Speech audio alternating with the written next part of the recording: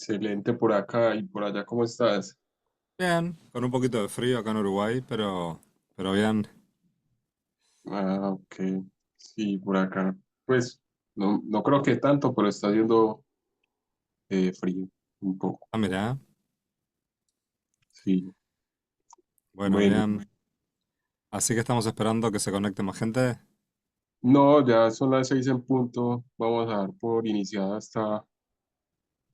esta masterclass y bueno, te voy a presentar ante las personas. Bueno, en primer lugar, bienvenidos a todas las personas que ya se han estado conectando a la reunión. Les agradecemos mucho por participar de estos espacios, por estar interesados, porque ustedes son los que hacen que este proyecto tenga la fuerza que tiene. Mm, Hoy tenemos a un gran invitado, conocido ya pues de hace un buen ratico. Él es Federico Montero, licenciado en Psicología y magíster en Psicología Clínica, especializado en intervenciones asistidas por psicodélicos para tratar ansiedad, depresión y trauma. Desarrolla programas de microdosificación y es docente en la Sociedad Uruguaya de Análisis y Modificación de la Conducta. Además, es presidente de la SUPAP y co-creador de la Federación Iberoamericana de Psicodélicos y Enteógenos. Bueno, Fede, si quieres empezar ya Dale. con tu... Ah, bueno, discúlpame, Fede, un Sí. momentico. Les quería recordar a todos que esto es un evento creado por Ciencias Psicodélicas y que nos pueden ir dejando en los comentarios de qué país se conectan. Nos interesa mucho saber desde qué país se conectan. Listo, dale, Fede, inicia. Dale, Seba, bueno, gracias por la invitación. ¿Vos vas a estar ahí controlando ahí los micrófonos y eso? Sí, yo voy a estar acá. Al final se hacen las preguntas. Ah. Bueno, bienvenidas, bienvenidos. ¿De qué países son? Como dice Seba.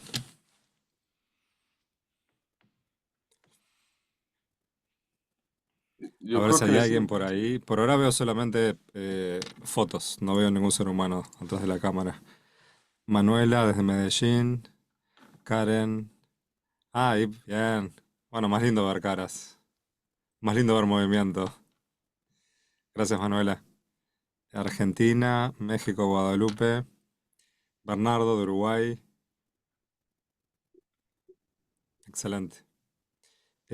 Y solamente para saber, porque claro, hoy hablando con Seba, yo hice la presentación pensando que la mayoría eran psicólogos, psicólogas profesionales de la salud, pero quería saber de ustedes em, cuántos vienen del campo de la psicología, cuántos vienen del campo de las ciencias de la salud.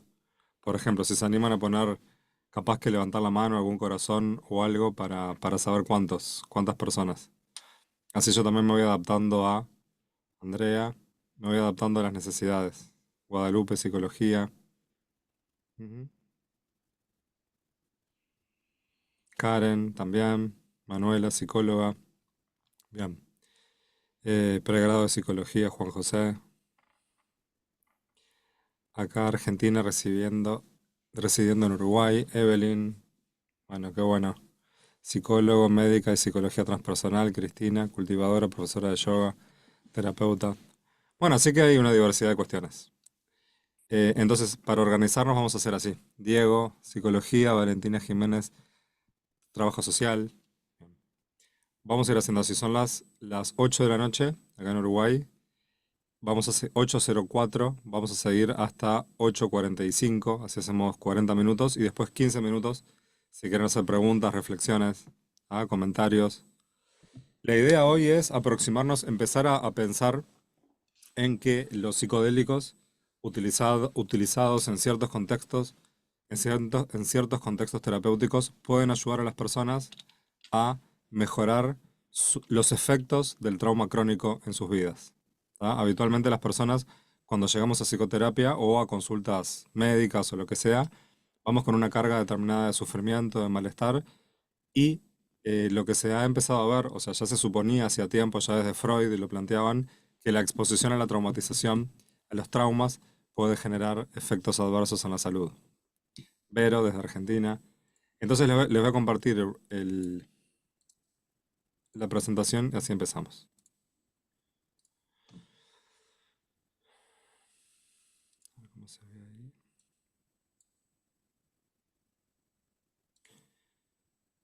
Es un tema que hace tiempo me interesa, desde el 2012 que conocí la técnica, el método EMDR, y eso me ha permitido enfocarme en ir trabajando con personas que tienen estrés postraumático y después con personas que tienen trauma complejo con diferentes tecnologías y desde el 2017-2018 asistiendo a estas psicoterapias o siendo asistidas a estas psicoterapias por el uso de enteógenos, principalmente hongos y ayahuasca. Lo que vamos a ver hoy es el contexto. Vamos a comprender algo sobre, después en la última fase, cómo actúan los hongos y los psicodélicos en la salud, en el sistema nervioso, pero ahora vamos a hacer un poco de contexto sobre a qué nos referimos y en qué nos estamos focalizando. Uno de los problemas que tenemos actualmente es que las psicoterapias y las farmacoterapias presentan altas tasas de abandono. Em, También el efecto de las psicoterapias es limitado. No es que todas las psicoterapias funcionan y de las que sí funcionan, de las que tienen evidencia científica de su funcionamiento, el 43% de las personas encuentra remisión en el trastorno depresivo mayor, por ejemplo. Es decir, que incluso en las terapias que tienen evidencia científica, que tienen desarrollos científicos y tienen validez, el 43% de los pacientes encuentran efectos positivos. Esto lleva al concepto que le dicen pacientes resistentes al tratamiento. Eso lo han escuchado hablar y cada vez se está escuchando más hablar que es el paciente el que es resistente a ese tratamiento. Y en realidad, quizás el paciente necesita otras cuestiones, el consultante necesita otras formas de intervención y no es que ese organismo se resista a un tratamiento, desde mi punto de vista, sino que necesita otras cosas distintas. Necesitan otros enfoques, otras tecnologías, terapias que funcionen también. Em, por ejemplo, hasta el 50% de los pacientes que son diagnosticados con estrés postraumático pueden clasificarse como no respondientes a las terapias de primera línea. ¿Tá? Ese es el dato que les quería mostrar. Este contexto sirve como justificación para poder buscar nuevas tendencias en tratamientos, desarrollar nuevas metodologías y en este campo los psicodélicos empiezan a aparecer como posibilidad. Algunos estudios, este es el del 2022, es una revisión, un metaanálisis que determinó, después de 16.277 personas que fueron investigadas, que la etiología, es decir, las causas de las enfermedades mentales son multifactoriales, con factores genéticos, ambientales, experiencias tempranas y tardías en la vida. Todos estos elementos operan generando una causa en nuestro estado de salud y enfermedad. Y un factor que se implica en el inicio y el mantenimiento de una variedad de trastornos mentales es el trauma psicológico. Habitualmente el trauma psicológico lo hemos comprendido como cuestiones que parecerían ser puramente mentales de lo que habitualmente consideramos mente, pero cada vez más evidencia que va mostrando cómo se producen cambios en las estructuras cerebrales, en cómo el sistema nervioso procesa la información, más allá de las cuestiones subjetivas que cada uno le dé a su propia vida, hay factores que están en común, consecuencias que están en común a la mayoría de las personas que experimentan exposición a trauma. ¿Tá? Y si bien la exposición al trauma es un requisito previo para los trastornos relacionados con el estrés, como el trastorno de estrés postraumático y el trastorno, el TEP complejo, que lo vamos a ver un poco, también está asociada con una variedad de otros trastornos mentales como la depresión, la ansiedad, consumo de sustancias y psicosis. Entonces, cuando uno recibe un paciente, un consultante, alguien que se acerca a nosotros, escuchamos el motivo de consulta, pero también tenemos que ir comprendiendo cuánto del funcionamiento de la persona, cuánto de esta experiencia que está trayendo tiene que ver con la acumulación de trauma a lo largo de su vida. Es decir, la acumulación de experiencias adversas que su sistema nervioso ha tenido dificultades para poder digerirlas, para poder procesarlas. Siempre la conducta está multideterminada. Si la X es el comportamiento, y entender el comportamiento no como algo restrictivo, sino que hay algunas definiciones, por ejemplo, en las terapias conductuales, que plantean que el comportamiento es entendido como cualquier acción realizada por un organismo vivo. Es decir, que mientras que un organismo vivo, humano o no humano, de cualquier especie animal, esté vivo, se está comportando. ¿Mm? Los pensamientos son comportamientos, las fantasías son comportamientos, las emociones son comportamientos. Habitualmente creemos que el comportamiento es el movimiento, la acción física. ¿No? Una persona se traslada a otro lado, bueno, se está comportando. pero también nos comportamos cuando estamos durmiendo. Entonces, para los modelos conductuales, las conductas, las X, están multideterminadas. Estas Y, que son variables independientes, son múltiples causas. Los fenómenos naturales se encuentran multideterminados y no surgen de una causa única, por lo que los comportamientos humanos cumplen esta misma condición. Por eso es importante investigar las causas del comportamiento, que lo vamos a encontrar en diferentes órdenes, en diferentes procesos. Y siempre dentro de estos campos estamos trabajando con el sistema nervioso. Es el sistema, es este gran órgano en el cual estamos interviniendo. El trauma psicológico se expresa en personas que experimentan eventos o circunstancias que son física o emocionalmente perjudiciales o amenazantes para la vida y que tienen efectos adversos duraderos en su funcionamiento, su bienestar mental, físico, social, emocional, espiritual, y puede incluir experiencias de abuso físico, psicológico, emocional, sexual, la presencia de cualquier evento traumático en la vida, como accidentes, desastres, diagnósticos de enfermedades, pérdida de seres queridos, etc. Esto es una investigación que se hizo en el 2022 y que plantea que los eventos traumáticos son altamente prevalentes, con estudios en una amplia gama de países que estiman entre el 70 y el 89% de los adultos han sufrido al menos un evento traumático en la vida y que el 30% ha estado expuesto a 4 o más. Del 100% de la población, el 30% ha estado expuesto a 4 o más experiencias adversas, traumáticas en sus vidas. Entonces, ¿qué proporción de pacientes de los que estamos viendo están afectados o han estado afectados, perdón, por la exposición a situaciones adversas en la infancia? Yo me acuerdo una vez que estaba estudiando terapia cognitivo-conductual y estábamos viendo estrés postraumático. Hay una escala que se llama escala de trauma de Davidson, que la consiguen en PDF en internet. Se la empecé a aplicar a todos los pacientes, más allá de que venía por ansiedad, por depresión, por adicciones, por obsesiones, y ahí empezás a darte cuenta cómo aparecen efectos del estrés postraumático en las personas. Si uno no lo busca, no lo encuentra. Es así. El trauma a menudo ocurre en la infancia y en 52.000 adultos de 21 países se encontró que el 40% de la población entrevistada había sufrido al menos un evento adverso en su infancia. Algún dato más. Esta revisión integral entiende que el papel del trauma psicológico como factor de riesgo transdiagnóstico para los trastornos mentales. Es decir, que no importa el diagnóstico, sino que las tendencias transdiagnósticas nos permiten comprender que no importa el diagnóstico, hay factores en común. Entonces, cada vez más en el campo de los psicodélicos se está pensando no en categorías diagnósticas, como por ejemplo, tiene depresión o trastorno depresivo mayor, ¿qué pasa con los psicodélicos? Tiene conductas adictivas, ¿qué pasa con los psicodélicos? Porque eso sería un criterio diagnóstico.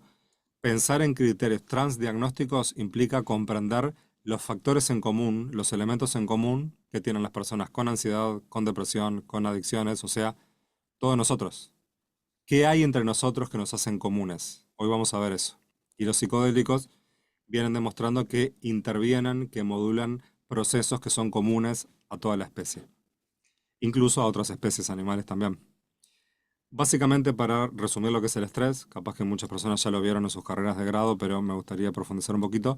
Lo que estamos viendo es la acumulación de estrés en el sistema nervioso. La acumulación de estrés en el sistema nervioso produce inflamación del sistema y algunas teorías de la inflamación plantean que la depresión, la ansiedad son efectos de la inflamación del sistema nervioso en el organismo.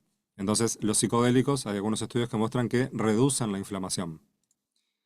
¿Qué es el estrés? Bueno, Walter Cannon, 1915, por esa época, definió el estrés como una respuesta automática de lucha o huida de todo organismo expuesto a una situación amenazante que pone en riesgo su homeostasis, su equilibrio interno. Para eso responde con activación del sistema nervioso para restaurar el equilibrio medio del equilibrio interno. Los animales, cuando estamos expuestos a las amenazas, tenemos varias estrategias de lucha, varias respuestas se pueden activar cuando el cerebro detecta estímulos amenazantes. Pueden haber conductas de lucha, conductas de huida, conductas de parálisis o conductas de desmayo. Al principio los animales intentamos huir de las situaciones amenazantes. Si no podemos huir de las situaciones amenazantes porque estamos ante el depredador o ante la situación amenazante, intentamos luchar contra esa situación. Si no podemos huir ni luchar, se produce un fenómeno de congelamiento. Los animales quedamos duros sin poder cambiar la situación. Eso es la parálisis. Eso también está asociado con el desarrollo de la disociación, que hoy lo vamos a ver acá. Siempre que hay trauma, hay disociación.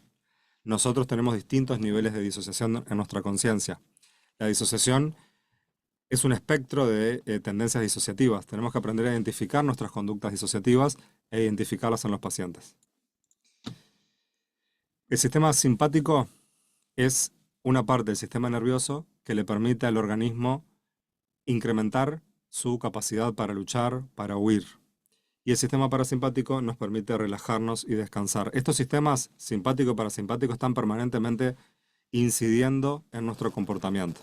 Si estamos muy ansiosos, se activa el sistema simpático. Si estamos en calma, se activó el sistema parasimpático. Entonces, cuando trabajamos en psicoterapia con pacientes, lo que hacemos permanentemente es regular ambos sistemas. Una persona que estuvo expuesta a tanta traumatización crónica, el sistema parasimpático es probable que esté hiperactivado, entonces tenemos que disminuirlo. Esto es lo que uno podría ver cuando pensamos en un concepto que se llama ventana de tolerancia emocional. Y es que esta línea negra sería como un registro gráfico de una respuesta emocional.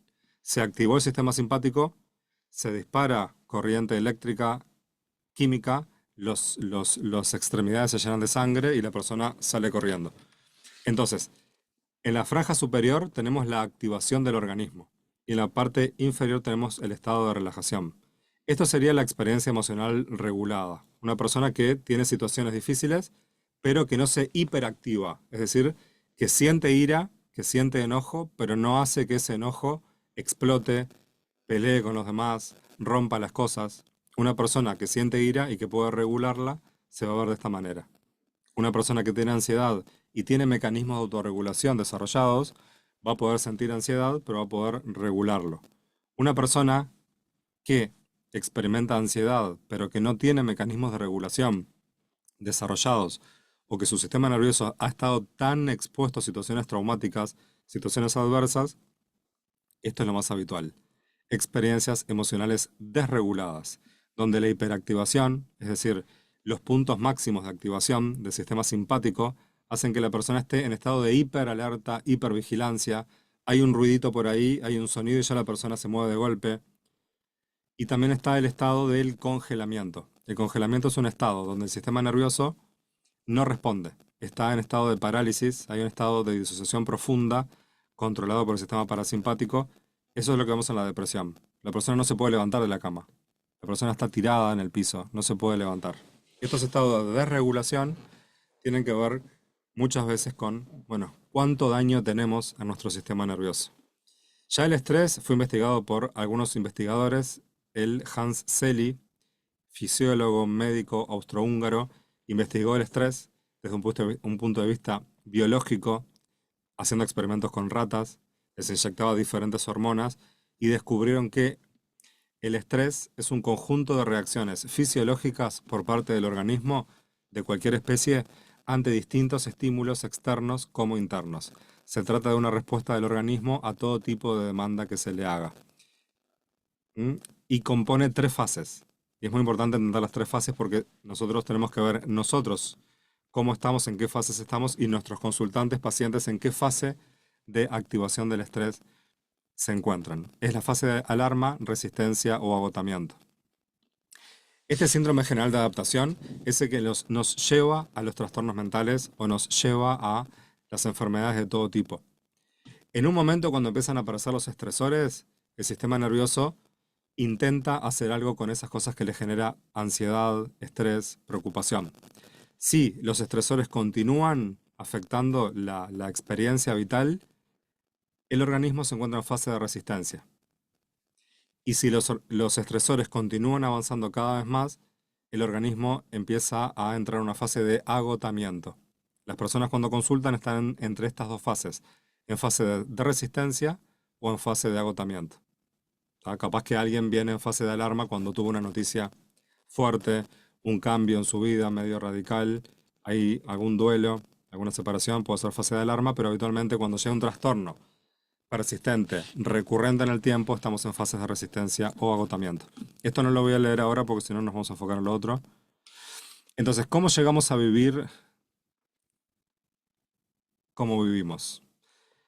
Esto que les muestro acá es una línea vital, es la historia de aprendizaje. Los seres humanos, como el resto de los animales, aprendemos en base a las interacciones con el ambiente, entre el organismo y el ambiente. Cualquier conducta de las que nosotros estamos emitiendo como humanos, gran parte es transmitida genéticamente, pero en interacción con el ambiente aprendemos a desarrollarnos. Por ejemplo, sentir miedo es una respuesta que ya la traemos en todos los miembros de la especie animal. Pero ya tener un trastorno de ansiedad se da en ciertas personas que han vivido ciertas cuestiones. Es decir, que podríamos decir que los trastornos de ansiedad, trastornos depresivos, es el resultado de aprendizaje. El organismo en interacción con experiencias de aprendizaje, que son estos puntitos de colores celestes y azules, son las experiencias de aprendizaje. Cuando somos niños, empezamos a tener interacciones con otros humanos, cuidadores principales, compañeros, maestros, docentes, y a partir de esas interacciones vamos viviendo cosas distintas. Dentro de estas experiencias hay experiencias agradables que reconfortan el cuerpo, que le dan esperanza, ánimo, tranquilidad, calma, pero también están las experiencias adversas en la infancia, que son experiencias que perturban el desarrollo del sistema nervioso.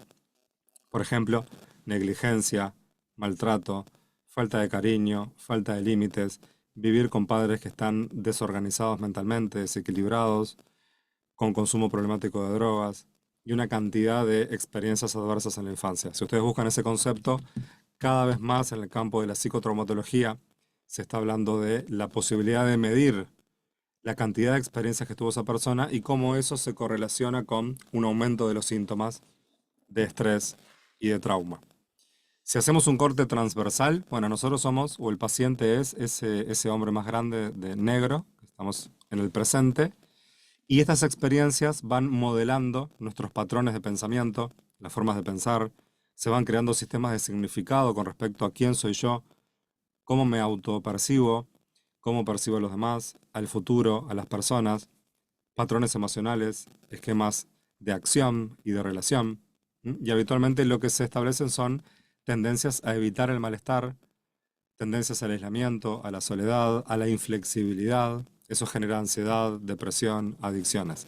Es como que la repetición del pasado ocurre constantemente y el organismo no puede lograr nuevos cambios. Por eso las personas dicen, este problema lo intento responder, lo intento modificar y no le encuentro una solución. Por más de que quiera, se activan estas cuestiones automáticas, reflejas, y no puedo encontrar un momento de calma o de tranquilidad. Entonces ahí la identidad se encuentra fragmentada, congelada. Lo que hacen los psicodélicos, lo que hacen los hongos, la ayahuasca de a poquito, es esto, es ir modulando estos procesos cognitivos, emocionales, relacionales, sensoriales, perceptivos, y todos estos procesos empiezan a modificarse, principalmente por medio de la flexibilidad de las experiencias. Pero antes de avanzar con los psicodélicos, vamos a comprender cómo es que se desarrolla la traumatización. Esto que hablamos hoy de las conductas de huida o lucha. Ante ciertos estímulos, el sistema nervioso responde en forma de huida o lucha. Los estímulos que generan dolor, sufrimiento, temperatura física, por ejemplo, una temperatura muy grande, el cuerpo va a tratar de salir de ese lugar para evitar el malestar. Si me estoy quedando sin oxígeno, ese estímulo va a producir que mi cuerpo lo detecte como una amenaza y que emita conductas de huida o de lucha. O si estoy, por ejemplo, llegué a mi casa y mis padres, borrachos, depresivos, empiezan a los gritos, bueno, ¿qué hace mi cuerpo? Va a detectar eso como una respuesta de activación simpática y, perdón, como una respuesta, un estímulo amenazante va a producir respuestas de activación simpática. La primera es la huida. Si yo no puedo huir, voy a luchar contra la situación. ¿Tá? Y si yo lucho, capaz que encuentro un lugar seguro. Huyo, evito, me voy del lugar, encuentro un lugar seguro. Toda esa energía que había estado almacenada que me permitió trasladarme hacia ese lugar va a descargar. Eso me va a permitir tranquilizarme, encontrar nueva energía, aprender de la situación, recuperarme y descansar. Si las experiencias se expresan de esa forma, bueno, voy a desarrollar un recuerdo que se llaman memorias narrativas autobiográficas. Voy a acordarme lo que pasó en aquel momento y lo voy a poder narrar y transmitir, pero no voy a sentir la reactivación del evento en mi cuerpo. Esa es la diferencia con el trauma, ya sea el estrés postraumático o el trauma complejo. Las personas no podemos narrar las experiencias porque no están codificadas en forma de lenguaje. Son experiencias puramente sensoriales, puramente emocionales, puramente kinestésicas, propioceptivas, interoceptivas. Creo que hay un micrófono abierto ahí, se va. Entonces, si esa energía no la puedo, no la puedo descargar por medio de la lucha o la huida, se produce este fenómeno. Si yo me quedo paralizado ante eso que está pasando, hay una imposibilidad de escape, inmovilidad. El niño se quedó mirando a los padres cuando se pegaban entre ellos y él no podía hacer nada más que estar ahí. Y si se iba para su cuarto tampoco podía hacer nada porque lo escuchaba con sus oídos. ¿Mm? Ahí esa energía no se descarga, aparecen mecanismos disociativos y todo el sistema de procesamiento de la información va a estar modificado por un exceso de cargas químicas. Esta experiencia de aprendizaje, estas experiencias de aprendizaje van a ir generando que la persona sienta que no puede afrontar eficazmente las situaciones que se le presentan. Hay un concepto que se llama desesperanza aprendida que tiene que ver con eso. La persona siente, percibe que no es capaz de cambiar sus condiciones ambientales. La desesperanza aprendida es aprendida en estos contextos aversivos, de trauma, de sufrimiento, que cambiaron la autopercepción. Y si vos le preguntás a la persona dice, yo no puedo afrontar eso. Es más fuerte que yo. ¿Mm? Entonces cuando las personas tengan esa cognición, ese sistema de creencias, esos esquemas cognitivos de incapacidad de poder cambiar su propio rumbo de la vida, podemos explorar si no habrán experiencias que le han hecho posicionarse en ese lugar. ¿Tá? Por una parte tenemos el trastorno estrés postraumático, que tiene síntomas de reexperimentación. La persona, con esto que yo les decía, estas memorias somatosensoriales, se reexperimentan, aparecen ante ciertos estímulos que se llaman estímulos condicionados, aparecen. Por ejemplo, una persona que cuando era abusada había olor a cigarrillo en su casa, después, por el hecho de estar en contacto con el cigarrillo, empezaba a sentir náuseas, pero la persona no asociaba que las náuseas tenían que ver con esa experiencia. ¿Tá? Eso es un ejemplo de la reexperimentación, de sentir asco, de sentir que algo desagradable estaba pasando.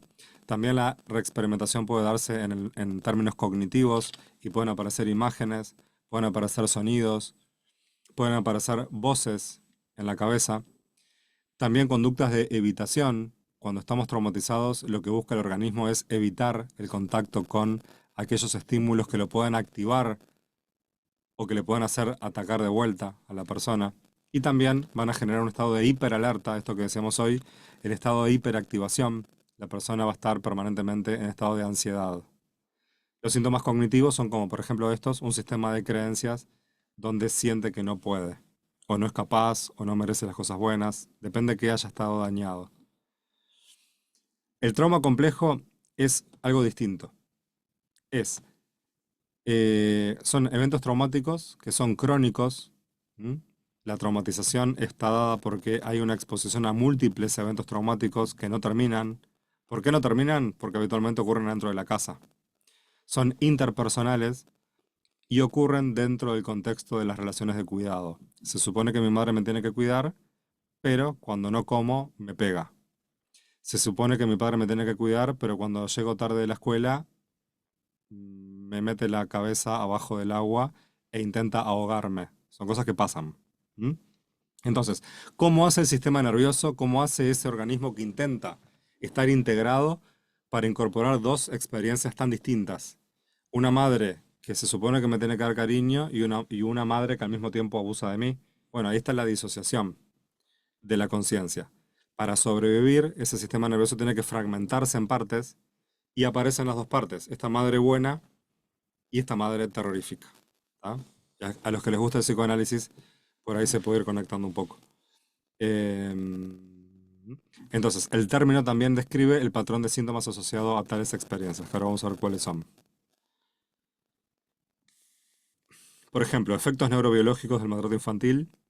Hay una cantidad de estudios que muestran que no solo se modifican las respuestas de los genes, se modifican la morfología y la función de las células del sistema nervioso. Ciertas partes del cerebro empiezan a cambiar de tamaño, hay unas partes que se achican, otras partes que se agrandan, y que son partes implicadas en el procesamiento de las emociones, en el procesamiento del pensamiento, en la toma de decisiones, en la capacidad de regulación emocional, en la capacidad de concentración, en la capacidad para sentir empatía, en la capacidad para proyectarse a largo plazo, en la capacidad para regular la atención. Y también, por ejemplo, ciertas redes cerebrales, algunas pueden estar hiperfuncionales y otras hipofuncionales. Por ejemplo, se ha visto, ustedes se están viendo las ciencias psicodélicas, vieron que los psicodélicos reducen, inhiben la red de modo predeterminado. Entonces, esa red en los trastornos mentales, en las personas que tienen trastornos mentales, gran parte de ellos producto del trauma crónico, esa red de modo predeterminado va a estar hiperactivada, ¿tá? Que es lo que genera esta rumiación constante cuando uno está despierto en vigilia, los pensamientos intrusivos, diálogos internos, etc. Entonces, en psicoterapia psicodélica, trabajamos con el organismo humano, no podemos dividir las partes. Si dividimos las partes es por términos puramente educativos y para organizar nuestro entendimiento. Pero, tanto las psicoterapias como los hongos van a modular todo el sistema nervioso. Pero a lo que nos interesa principalmente a nosotros va a ser el sistema nervioso central, por todas las funciones cognitivas, y el sistema nervioso autónomo por la regulación de la actividad del sistema simpático y parasimpático. ¿Tá? Entonces, la mayoría de las conductas nuestras no son conscientes, no se procesan en la corteza cerebral, son reflejas, se procesan en zonas subcorticales. Lo que tenemos que ir haciendo con el tiempo es ir pasando de estímulos y de respuestas, de reflejos, a conductas reflexivas. Ante tal situación, en vez de responder impulsivamente, empiezo a pensar un poco. Bueno, ¿qué pasa si me abstengo de responder así? ¿Cuáles son las consecuencias a largo plazo de responder así? Y ahí vamos trabajando en el procesamiento de la conciencia. Bueno, los esquemas cognitivos, esto no nos va a dar el tiempo ahora. El concepto de disociación. Hay múltiples conceptos, pero básicamente podemos entender a la disociación como una disrupción o discontinuidad en la integración en la integración normal de la conciencia, de la memoria, de la identidad, de la emoción, percepción, representaciones corporales, control motor y conducta. Por ejemplo, yo puedo tener varias partes en mi personalidad. Eso es lo que habitualmente sucede. Tenemos la idea de que somos un yo unificado, de que somos un organismo unificado, pero cuando uno empieza a explorar, las personas dicen, ah, en ese momento que estaba enojado, salió una parte de mí que yo a veces no me conozco. Yo no me reconozco en esa parte. Es como que no era yo. ¿Cómo que no eras vos si sos la misma persona? Sí, sí, pero era una parte que no sé. A veces uno se olvida un poco de esas partes, uno las rechaza. Bueno, cuando hay trauma, hay disociación, y cuando hay disociación hay varias partes de la personalidad. Cuando hay varias partes de la personalidad, aparecen unas, aparecen otras, y eso genera conflictos para la propia persona y para los demás. ¿Tá? Entonces los psicodélicos, si todo sale bien y si se hacen procesos controlados, ¿no? Procesos controlados en psicoterapia, tienden a la integración, tienden a la reducción de las tendencias disociativas y a un incremento de las tendencias integrativas en el sistema. Eso hace que la persona, que la energía, que los recursos del sistema nervioso fluyan con más armonía y que no queden trancados. La disociación como mecanismo de regulación del exceso de información que fue captada en las experiencias traumáticas y que sobrepasó la capacidad que tiene ese organismo de procesar esa información. Cuando hay trauma, hay un exceso de información. Los traumas ocurren de golpe, sin preparación, aparecen, irrumpen en la vida cotidiana y uno queda ahí, en shock. ¿Tá? Hay varios modelos para comprender la fragmentación de la personalidad. Esto por si alguien quiere profundizar. Hay muchos modelos interesantes. A mí el que más me gusta en particular, o sea, no es que haya leído todos estos, por supuesto que no. He escuchado algunos, he profundizado en uno que se llama Teoría de la disociación estructural de la personalidad de Onno van der Hart. Ese es muy interesante, que va mostrando cómo en nuestros sistemas internos tenemos diferentes partes que pujan por expresarse en la conciencia. Son partes emocionales, partes que recuerdan los momentos del trauma, partes de nosotros que recuerdan, que tienen las memorias de abusos, de abandonos, de pérdidas, de negligencias, de duelos no resueltos, de trauma intergeneracional. Son partes disociadas que no logro conectar con el resto del procesamiento consciente. ¿Por qué? Porque están cargadas de dolor, angustia, vacío, soledad, culpa, vergüenza. Después en la parte superior del iceberg es lo que tenemos, que es lo que aparentemente se ve, ¿no? Esta es mi parte aparentemente normal, pero yo si me pasa tal cosa en tal lugar, aparece una parte disociada y se expresa. Esto es lo que está en verde, lo que hablamos hoy: hiperactivación del sistema nervioso o hipoactivación, pensamientos intrusivos, sistema de creencias negativos hacia uno mismo, hacia los demás, evitación de las experiencias, etcétera.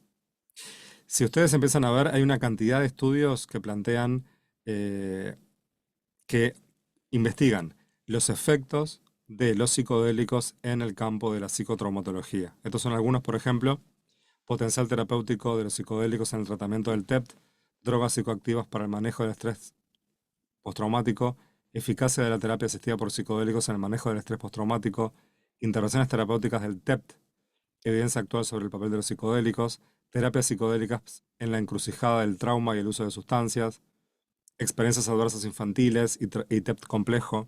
¿Ah? Son muy nuevos. La tendencia de la psicotraumatología, que es el estudio científico del trauma, cada vez más está incluyendo a los psicodélicos como herramientas de cambio. ¿Por qué? Porque las terapias que están en la primera línea de intervención, terapias cognitivo-conductuales, conductuales de exposición prolongada, terapia de procesamiento cognitivo y también EMDR, son eficaces, pero recuerden que en un 50% de las veces, el 50% más o menos son personas que se las llama personas resistentes a los tratamientos. Entonces, en ese otro 50% hay que encontrar nuevos tratamientos. Los investigadores psicodélicos cada vez más plantean esto. ¿Tienen los psicodélicos, las terapias psicodélicas, un potencial eh, transdiagnóstico? Y es que la acción central y transdiagnóstica de la terapia psicodélica reside en su capacidad para aumentar la plasticidad neuronal y mental, incrementando así el potencial de cambio, lo que consideramos como una clave para sus beneficios terapéuticos. Ahora vamos a ver cuáles son esas variables que podemos observar. Los efectos transdiagnósticos de las terapias asistidas por psicodélicos eh, nos permiten comprender que los psicodélicos modulan patrones habituales de emoción, patrones habituales de cognición, patrones habituales de comportamiento. Ujú. Entonces, por ejemplo, el trauma, la traumatización crónica va a producir que las personas tengan un excesivo control cognitivo.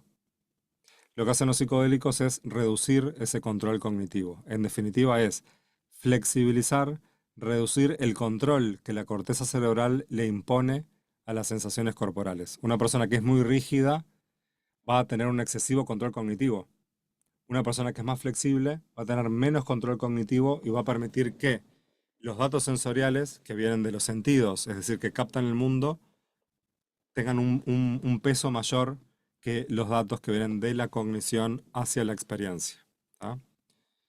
Por ejemplo, a mayor traumatización, más fragmentación, más rumiación mental. La rumiación mental es la conducta de estar pensando constantemente. Yo no quiero pensar, pero mi cerebro parece que funciona solo. Y estoy pensando, pensando, pensando, pensando, pero ya no siento muchas cosas, solamente siento un poco de ansiedad, tristeza, pero ya no siento placer, no me conecto con el cuerpo, tengo una autopercepción muy restringida y habitualmente considero que soy el contenido de mis pensamientos. Estoy metido adentro del pensamiento, estoy metido adentro de la fantasía. Estoy viviendo fantasías, viviendo pensamientos, cuando en realidad somos un animal que tendríamos que estar viviendo nuestro cuerpo, nuestra corporalidad. La rumiación mental disminuye con los psicodélicos y eso le permite a la gente tener un poco más de la mente despejada, poder pensar con más claridad. El trauma hace que la persona no se focalice en el presente, sino que esté en el futuro. Es una conducta evitativa clásica o en el pasado. No estoy acá, no estoy en el presente, me fui, me disocié del presente, estoy en otra dimensión. Bueno, ¿qué hacen los psicodélicos? Empiezan a incrementar la capacidad para estar presentes. Eso es otro elemento clave para comprender cómo disminuyen la disociación e incrementan la presencia. ¿Mm? Y así una serie de cambios, incrementos en el procesamiento de abajo arriba, sensorial, cognitivo, incremento de la exposición interoceptiva. Los psicodélicos nos permiten sentir más nuestro cuerpo, nos permite comprender qué pasa en las vísceras, en el abdomen, en el pulmón, en el corazón. Uno tiene más capacidad para poder detectar esas señales del propio cuerpo. Cuando las personas tienen más capacidad para percibir estos datos, van a poder tomar mejores decisiones que una persona que no percibe su cuerpo y que no detecta esas señales. Los psicodélicos también reducen la evitación experiencial, hacen que las personas podamos acercarnos más a aquellas cosas que nos generan ansiedad, miedos, y ahí autosuperarnos. Estos son una cantidad de cuestiones. Otra cosa clave, que también es central en el tratamiento de trauma con psicodélicos, es que tenemos que decirle a los pacientes o a las personas que van a utilizar psicodélicos que si bien pueden traer muchas experiencias agradables, también pueden empezar a vivir, a reexperimentar recuerdos traumáticos en sus conciencias. Entonces las personas van a tener que tener recursos para poder transitar por esas experiencias. Por eso es tan importante, más que la fase de exposición a los psicodélicos, lo más importante es la fase de preparación. El sistema nervioso tiene que estar preparado, tiene que tener habilidades para poder procesar, acomodar y asimilar la información que va a obtener en las experiencias con psicodélicos. Todas estas variables moduladoras que ustedes ven acá centrales van a modular lo que son las variables de resultado, es decir, el cambio de conducta. Todos estos cambios internos van a producir cambios en el nivel de ansiedad, en el nivel de depresión, van a hacer que las personas consumamos menos drogas. Esto puede ser otra forma de representarlo. Variables independientes, causas, variables dependientes, consecuencias. Vamos a modular las funciones del sistema nervioso con psicoterapias que estimulen la transformación de estas funciones, desarrollando recursos, entrenamientos en regulación emocional, entrenamiento en mindfulness, entrenamiento en control de la atención, entrenamiento en animarse a exponerse más, reducir las conductas evitativas, por ejemplo. Esto es un pequeño esquema, pero tampoco nos da el tiempo de hoy. Es sobre cómo tenemos varias formas de procesamiento en el sistema nervioso. Tenemos un procesamiento top-down, un procesamiento de regulación emocional de arriba hacia abajo, donde se utiliza la metacognición, la reflexión, la reevaluación cognitiva, el autocontrol, la regulación atencional, la planificación, la toma de decisiones. Son todo técnicas que estimulan estas funciones. Y también tenemos regulación emocional ascendente, por ejemplo, ejercicios de conciencia corporal, ejercicios de regulación de las experiencias, ejercicios de relajación muscular progresiva, ejercicios de respiración diafragmática, exposición a las sensaciones corporales, a las situaciones que nos generan ansiedad, etc. Bueno, muestra un poco cómo son los procesos asistidos por psicodélicos, las fases. ¿Mm? El uso de psicodélicos está en una fase específica del proceso, pero no es lo central. Lo central de las intervenciones asistidas por psicodélicos es la psicoterapia en sí misma. Los psicodélicos son un insumo más, ¿tá? Pero no es lo único. Al contrario, es un elemento dentro de un conjunto, una constelación de elementos que van a ayudar a las personas a que procesen sus traumas, a que se recuperen del estrés postraumático, que no es fácil. No es fácil, pero tenemos esperanza de que las cosas vayan cambiando. Así que bueno, pasamos de la disociación y la fragmentación de mí mismo, del ser mismo, como consecuencia del trauma, a la integración del ser, a un ser que está encarnado en su cuerpo, que siente sus sensaciones, que se apropia de su experiencia, que está viviendo en el presente, que está disfrutando de la vida, que está disfrutando como el resto de los animales que están por ahí, en el presente, agradeciendo el momento a momento. ¿Tá? Así que bueno, esto fue una pequeña introducción. Traté de hacerlo lo más breve posible para que nos dé el tiempo. Obviamente esto es la punta del iceberg de todo lo que hay. Ahora en julio tenemos un congreso. Si quieren escanear el código QR, ahí van a ir a una página de Instagram. Es un congreso iberoamericano de psicodélicos y enteógenos, de microdosis de psicodélicos y enteógenos, perdón. Ahora nomás, en 4 semanas. Va a estar muy bueno. Van a haber cerca de 30 expositores. Son 3 días. Hay cursos, hay talleres. Es bastante accesible para que puedan participar. Así que bueno, si se quieren sumar, a las órdenes. Ahí está la foto de todos los organizadores. Y bueno, les agradezco mucho por su atención. Ahí tengo un grupo de Telegram donde mando eh, información sobre psicodélicos. Si quieren escanearlo y quieren sumarse, le puedo mandar información sobre trauma. Así que bueno, tenemos 15 minutos. Si quieren hacer comentarios, reflexiones, preguntas, con qué fueron conectando esta información, los escucho.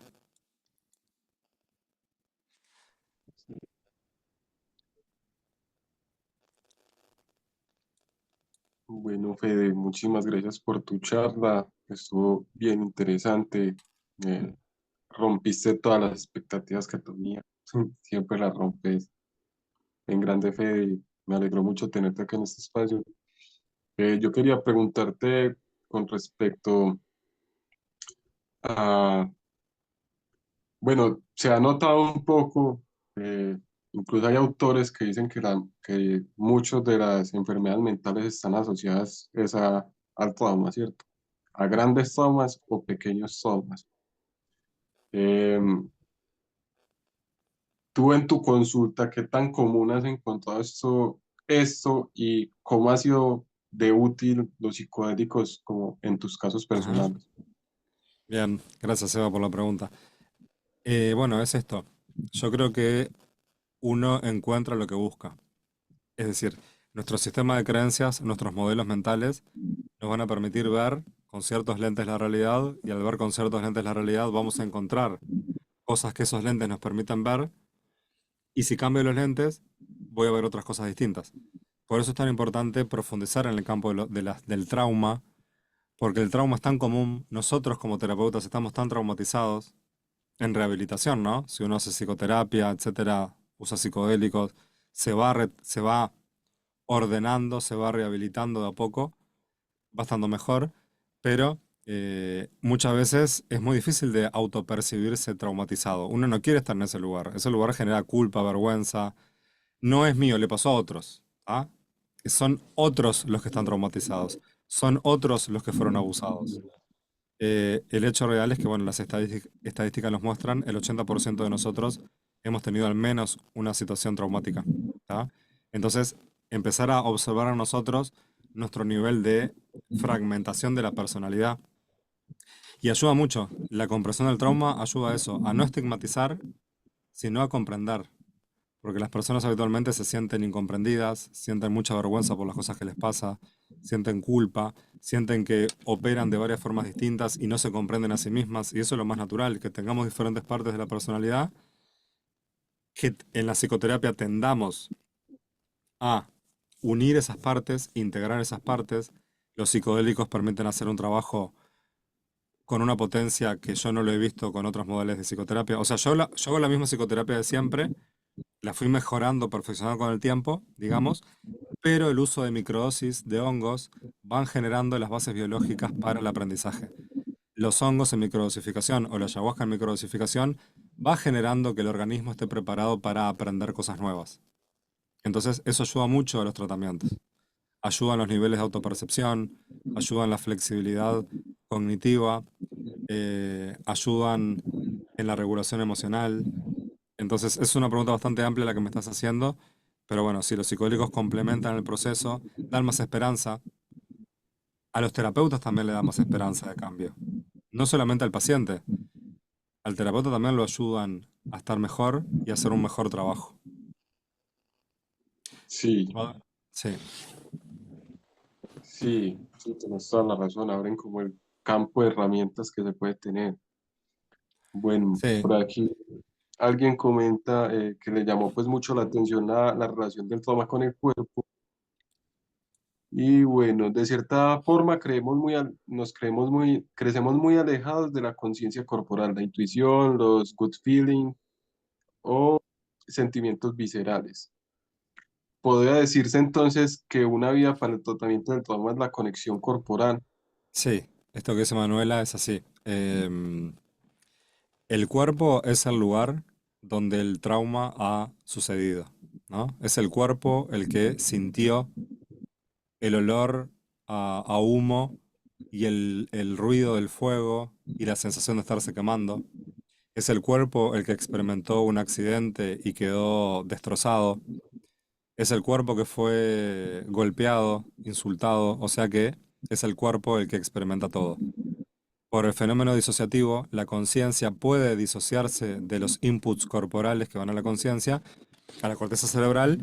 Entonces, yo puedo estar viviendo todo eso, me puedo estar incendiando el cuerpo ahora, y gracias a la maravilla del cuerpo, que es del cerebro, que es la disociación, yo llego a un punto donde ya no siento el cuerpo, ya no siento el dolor. ¿Tá? Ese mecanismo adaptativo, si ocurre pocas veces, está todo bien. El tema es que se ocurre de manera crónica, si yo permanentemente tengo que estar disociándome para estar con mi madre, si tengo que estar disociándome para vivir con mi padre, ya eso se transforma como un proceso que tiende a consolidarse con el tiempo y al final yo llego a la vida adulta desconectado del cuerpo, desconectado de las relaciones interpersonales y lo que hacen los psicodélicos es ir colonizando como los hongos, van colonizando el interior del cuerpo, van llevando a que nuestro foco atencional se vaya para el cuerpo, a que la conciencia interoceptiva, propioceptiva sea mucho más rica, y no solamente liberar la energía traumática, sino también acercarnos a el placer, acercarnos a las sensaciones agradables. El trauma nos ha alejado de lo espontáneo, el trauma nos ha alejado de las sensaciones agradables, lindas, seguras. Me acuerdo de algunos pacientes que me han marcado que decían, es la primera vez que siento seguridad en mi cuerpo.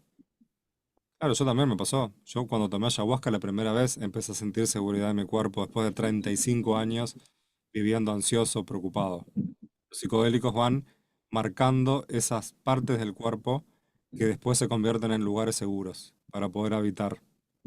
Así que sí, es así como plantea Manuela.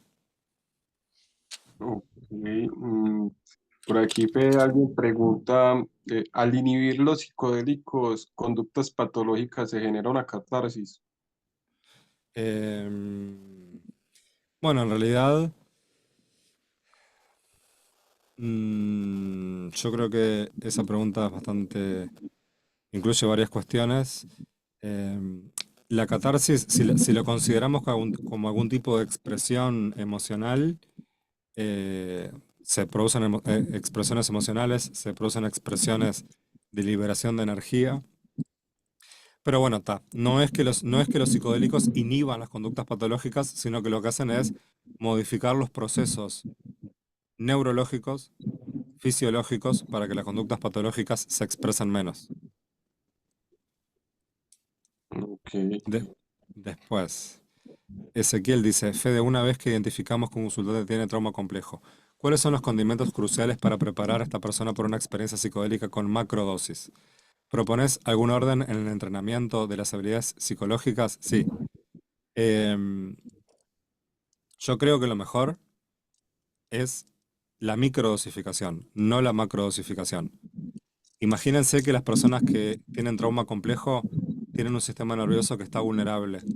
Entonces, si los exponemos a macrodosis, corremos el riesgo de que se terminen de descompensar, que aparezcan memorias traumáticas disociadas y que la persona no pueda procesarlas y se termine suicidando. ¿Ah? Entonces, tenemos que, como vos decís, entrenar en habilidades, desarrollo de recursos, al mismo tiempo que procesos de microdosificación apoyados de un equipo de psiquiatras, médicos, que nos permitan ir de a poquito incrementando los beneficios de los psicodélicos, pero no exponiendo a ese organismo a dosis altas que puedan producir una desorganización tal que la propia capacidad cognitiva no pueda procesarlo. Entonces, entrenamiento en habilidades con procesos de microdosificación, 2, 3, 4 meses, y ahí se va revaluando. Es un estilo, ¿no? Hay muchos. Todavía no hay evidencia sobre qué está bien y qué está mal. Uno lo ve en la práctica, va por ensayo y por error. Ujú. Eh, Aquí pregunta también alguien sobre, Valentina, pregunta sobre eh, que se está empezando a formar en psicodélicos y quiere saber si hay evidencia de riesgos en personas con psicopatologías o personas que ya hacían tratamientos con psicofármacos. sí, es una pregunta interesante. Eso lo tiene que responder un psiquiatra. Pero en grandes rasgos, por ejemplo, hay un estudio que se publicó, que justo el otro día lo decía, hace unos meses, que se investigaron cerca de 9.600 personas, tanto en Estados Unidos como en Inglaterra, investigando síntomas psicóticos en personas con psicosis y síntomas psicóticos en personas con trastorno bipolar. Y se vio, en contra de lo esperado, que las personas con psicosis sin trastorno bipolar, los psicodélicos redujeron los síntomas psicóticos y en personas con trastorno bipolar con síntomas psicóticos, los psicodélicos incrementaron los síntomas psicóticos. Entonces, por suerte la ciencia va avanzando y nos va clarificando un poco más el panorama. Ujú. Bueno, y aquí para ir cerrando, alguien pregunta, Karen, pregunta si existe alguna formación que habilite como profesionales de salud mental para utilizar psicodélicos o cómo Eh, recomendamos sí. formarse para la práctica profesional. La primera pregunta de Karen tiene que ver con las habilitaciones que cada gobierno va dando. Todavía no hay, ¿no? Habilitaciones. Lo que sí es importante es empezar a formarnos, porque más allá de las habilitaciones, es cómo puedo ayudar yo, cómo puedo ayudar a los pacientes que están transitando por estos procesos. Y para empezar a formarse, yo creo que no toda la gente está de acuerdo, pero creo que hay que empezar a experimentar, ¿no? Es uno el que tiene que empezar a experimentar en ambientes cuidados, controlados, seguros, que eso es lo más importante, no exponerse a riesgos, empezar a observar qué cambios empiezan a ocurrir. Y si es de la mano de algún psicoterapeuta que pueda ayudarte, mucho mejor, ¿no? Y bueno, leer investigaciones, estudios. Capaz que conoces a alguna amiga, algún amigo que ya empezó a tomar microdosis o algún paciente que empezó a tomar microdosis y vos lo seguís y empezás a ver qué ocurre también ahí. Después, tenemos 3 minutos. ¿Es común que la experiencia de trauma se reviva en la ingesta de psicodélicos generando un mal viaje o una experiencia revictimizante? Sí, se puede pasar. Por eso es tan importante que que el sistema nervioso principalmente tenga recursos de regulación de los estados mentales. La persona tiene que tener habilidades para poder regular sus estados emocionales. Si está en un estado de hiperactivación, tiene que poder calmarse. Tiene que poder pedir ayuda. Hay gente que capaz que no puede calmarse, quedó ahí congelada con los psicodélicos, pero tampoco puede hacer así para pedir ayuda. Eso es muy importante, que haya habilidades para ordenar lo que está pasando. Y también puede pasar que se irrumpa en la conciencia información hipertraumática y que si el organismo no está preparado puede generar más disociación todavía. ¿Tá? Más Ujú. se tiene que desconectar de sí mismo para poder procesar la vida y más conductas adictivas van a ocurrir. Eh, no hay psicodélicos para trauma complejo específicamente. En realidad, eso depende más de las técnicas de psicoterapia que los psicodélicos.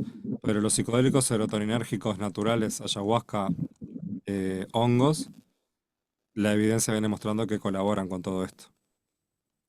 Eh, Sí, ahí, Fede, yo tengo una pregunta. ¿Qué piensas del MDMA para todo esto? bueno, yo en realidad, si bien el MDMA tiene evidencia científica, es difícil utilizarlo en la práctica clínica común, ¿no? Porque ahí tendrías que estar consiguiendo, los pacientes tendrían que conseguir MDMA cuando sabemos que la calidad del MDMA que llega muchas veces es muy mala. Entonces, si nosotros como profesionales estimulamos al MDMA como procedimiento, sin estar dadas las condiciones sanitarias en los estados que le garanticen a la gente que lo que está tomando es MDMA, a mí me parece que no hay que estimular ese tipo de consumos, porque puede ser tóxico, ¿no? Entonces, sabemos que los hongos, sabemos que la ayahuasca están teniendo evidencia y no dependen de el control estatal en términos de calidad, ¿no? Se tiene que hacer buenos cultivos, hongos que estén cultivados, que no estén contaminados, etcétera. Eso es mucho más probable de que sea seguro.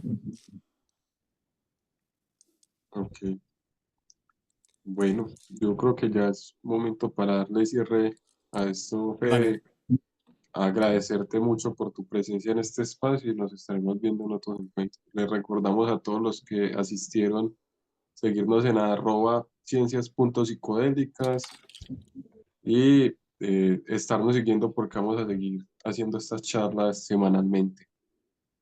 Bueno, les Fede, agradezco a Seba, al equipo de Ciencias Psicodélicas y bueno, a todas ustedes y todos ustedes de diferentes partes de América Latina con ganas de saber más. Eso es lo más lindo, seguir sabiendo, aprendiendo, investigando y construyendo un futuro mucho más democrático y accesible para todos y todas. Así que bueno, cuando quieran nos vemos de vuelta. de una, Fede. Hasta luego. Dale, un abrazo.